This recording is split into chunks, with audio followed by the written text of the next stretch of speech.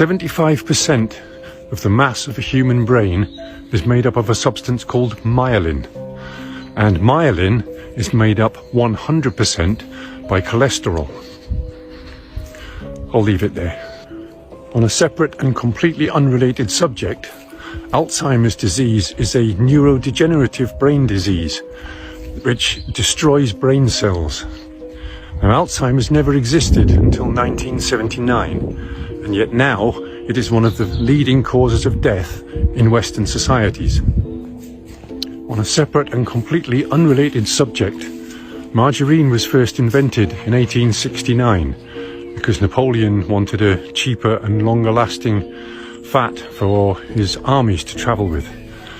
It didn't gain popularity until the Second World War, when butter and other animal fats were scarce. It grew in popularity in the 50s, but by the 70s the animal fats in it had been replaced with vegetable oils,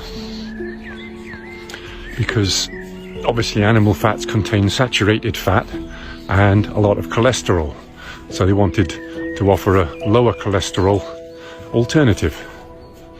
I'll leave it there. On a separate and completely unrelated subject, margarine is one molecule away from being plastic. Now, as any chemist will tell you, one molecule can make a huge difference to the finished compound. Take ethanol and methanol, for example.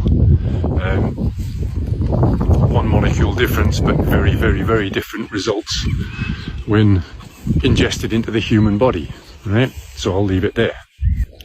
On a separate and completely unrelated subject, a simple experiment to do at home is to take a slab of butter, a slab of vegetable margarine with no animal fats in, and a slab of plastic, and stick them all outside in your garden and have a look what happens.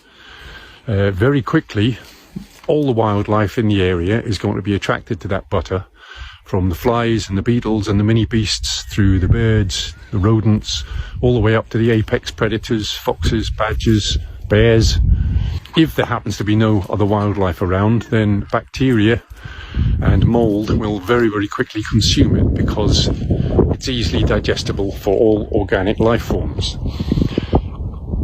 The margarine and the plastic will sit there for weeks. Nothing in nature will touch them. Try it. I'll leave it there. On a separate and completely unrelated subject, I invite all GPs out there to check your patients' medical records and see how many of your dementia and specifically Alzheimer's patients have been on statins and or low cholesterol diets for many years.